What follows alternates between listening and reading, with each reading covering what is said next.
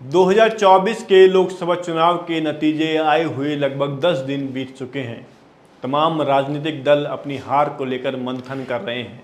मैंने हार इसलिए बोला है क्योंकि किसी भी राजनीतिक दल को इस बार पूर्ण बहुमत नहीं मिला है।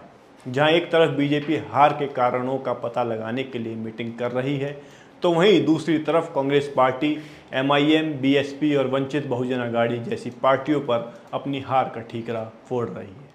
कांग्रेस पार्टी का यह लॉजिक वैसा ही है जैसे कोई बच्चा घर आकर कहता है कि मम्मी मम्मी मेरा मेडिकल में एडमिशन इसलिए नहीं हुआ क्योंकि बहुत सारे छात्र टेस्ट दे रहे थे। हर बार यही होता है मम्मी, ऐसा टेस्ट कराओ ना मम्मी जिसमें सिर्फ मैं बैठूं, प्लीज़ मम्मी, फिर देखना मेरा टैलेंट, मैं पास हो जाऊंगा।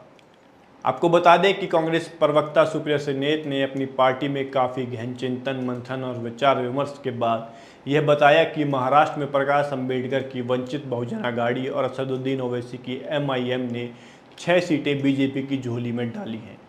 अब ये कैसे डाली है, इसका लॉजिक भी उन्हीं से समझ लेते हैं। उन्होंने अपने आधिकारिक एक्स यानी ट्विटर अकाउंट के जरिए बताया कि इन सीटों पर जीत के अंतर से ज़्यादा वोट वंचित बहुजन अघाड़ी और एआईएमआईएम को मिला है। इनमें से 1 पर कांग्रेस और 5 पर शिवसेना उद्धव ठाकरे की जीत को हार में बदलने का काम इन दोनों पार्टियों ने किया है। अन्यथा इंडिया गठबंधन महाराष्ट्र की 48 लोकसभा सीट में से 31 नहीं 37 सीट जीत जाती और बीजेपी गठबंधन 17 नहीं 11 सीटों पर सिमट गया होता। सुप्रिया आगे कहती हैं कि यूपी में बीजेपी की संकटमोचक मायावती थी और महाराष्ट्र में प्रकाश अंबेडकर और ओवैसी थे। अब बात करते हैं लॉजिक की, जिस पर कांग्रेस के नेताओं ने अपनी गहन चिंतन, मंथन और विचार विमर्श वाली मीटिंग में बिल्कुल भी बात नहीं की।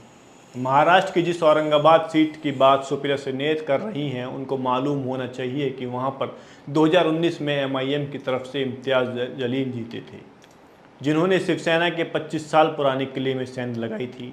ये वही किला है जिस पर जीत दर्ज करने के लिए कांग्रेस 25 साल से मेहनत कर रही है, लेकिन अभी तक उसको कामयाबी हासिल नहीं हुई है। और इस बार भी यहाँ से एमआईएम के इम्तियाज़ जलील ने 3,41,480 वोट हासिल किए हैं, जबकि शिवसेना उद्धव ठाकरे गुट, एनसीपी शरद पवार गुट और कांग्रेस ने मिलकर कुल 2,93,450 वोट हासिल किए हैं। मतलब एमआईएम से 48,030 वोट कम। अब आप खुद ही अंदाज़ा लगाइए कि कौन किसकी वजह से हारा।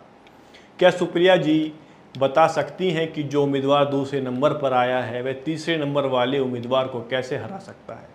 चलो सुप्रिया जी का लॉजिक मान लेते हैं कि महाराष्ट्र और यूपी में इंडिया गठबंधन एमआईएम, मायावती और वंचित बहुजन अघाड़ी की वजह से कम सीट लाया, तो फिर मध्य प्रदेश, हिमाचल प्रदेश, दिल्ली, उत्तराखंड में आप किस वजह से 0 सीटों पर ही सिमट गई? वहाँ तो इनमें से एमआईएम और वंचित बहुजन अघाड़ी चुनाव भी नहीं लड़ी थी, या वहाँ पर ईवीएम में गड़बड़ी हो गई थी, या आप लोग चाहते हैं कि भारत में सिर्फ 2 पार्टियों का राज रहे, कोई और चुनाव ही ना लड़े, या फिर आप लोग जनता के मूड को नहीं टटोल पा रहे हो?